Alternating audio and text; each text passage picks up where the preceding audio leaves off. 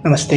सोच समीक्षा में आज हम उपराष्ट्रपति जगदीप धनखड़ साहब ने जिस तरह सुप्रीम कोर्ट की आलोचना की, जिस तरह उन्होंने तीखे प्रहार किए, एकदम समय की वो मांग थी। उपराष्ट्रपति जगदीप धनखड़ सुप्रीम कोर्ट के जज के खिलाफ इस तरह तीखे प्रहार नहीं करते तो ये लोग इतने आगे बढ़ जाते कि संसद भवन की जरूरत ही नहीं पड़ती।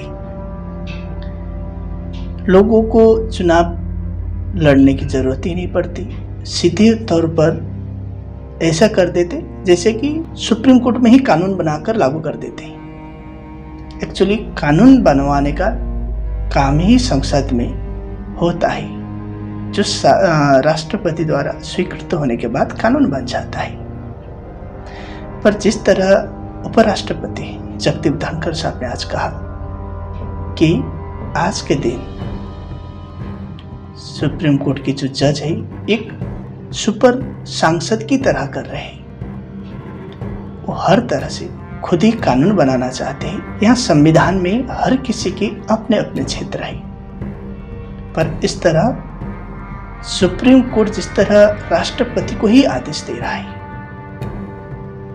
जबकि राष्ट्रपति देश की सेना की सर्वोच्च कमांडर होती है। पर जब किसी जज के घर पर पैसा मिलते हैं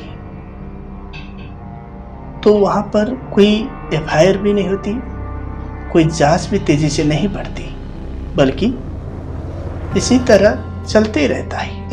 अगर वही काम किसी नेता या आम जनता के घर पर होता तो ये स्वतः संज्ञान ले लेते और कि किस तरह से अपनी तरह से फैसला भी सुना देते हैं। वो कानून दूसरे पर लागू करते हैं पर खुद पर कभी लागू नहीं करते।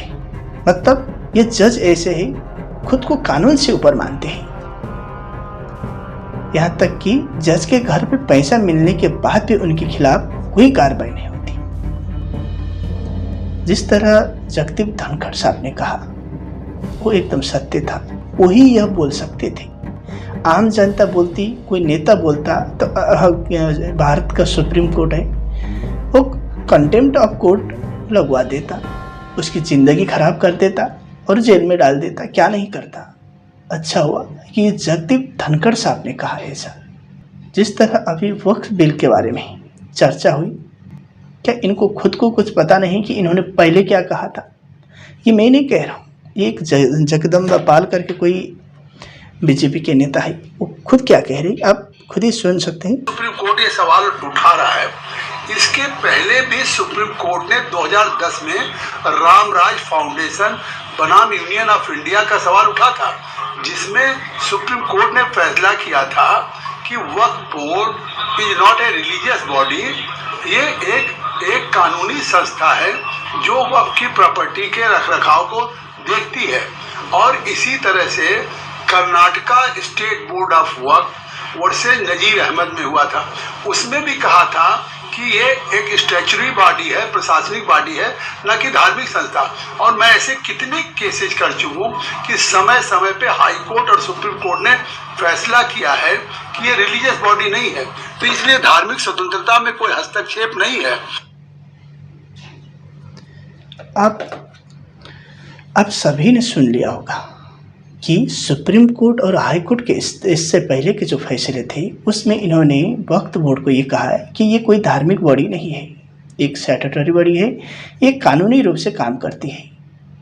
पर अब ये कह रहे हैं कि एक धार्मिक बॉडी है, मुसलमानों की है। सबसे अजीब बात तो है कि जब आप पहले एक फैसला सुनाते हैं पर आज अपनी इच्छा अनुसार अपने एक मन मर्जी से कुछ और ही सुनाते हैं, इसका मतलब यह है कि आप बहुत ज़्यादा बायस हैं। ये मैं नहीं कह रहा हूँ, एक सांसद कह रहा है। वो 2010 की जो घटना है उसका व्याख्या कर रहा है, कर्नाटक की बात बता रहा है। बात यह है कि देश में किस तरह का माहौल है, किस तरह भारत 1000 साल तक इस्लामिक और ब्रिटिशों का गुलाम बना। आप सभी को पता होगा किस तरह सोवियत यूनियन यूएसएसआर था, उसका विघटन हुआ था, टुकड़े टुकड़े में बट गया था, क्योंकि वहाँ की जुडिशरी एकदम फेल हो चुकी थी। अलगवादी जेल से छूट रहे थे, न्यायिक प्रक्रिया एकदम घटिया बन गई थी, इसलिए तो सोवियत यूनियन टिका ही नहीं। इसलिए किसी भी देश की अखंडता और उसकी स्वाभिमान के लिए वहाँ की जुडिशरी का भी बहुत बड़ा हाथ होता है। नहीं तो जैसे हालत अभी रशिया का हुआ, कितने सारे टुकड़े में बढ़ गए, ये 17-18 टुकड़े बन गए उसकी, रशिया की। तो वही हालत भारत का भी हो सकता है अगर देश में कानून और संविधान ठीक ढंग से नहीं चलता तो।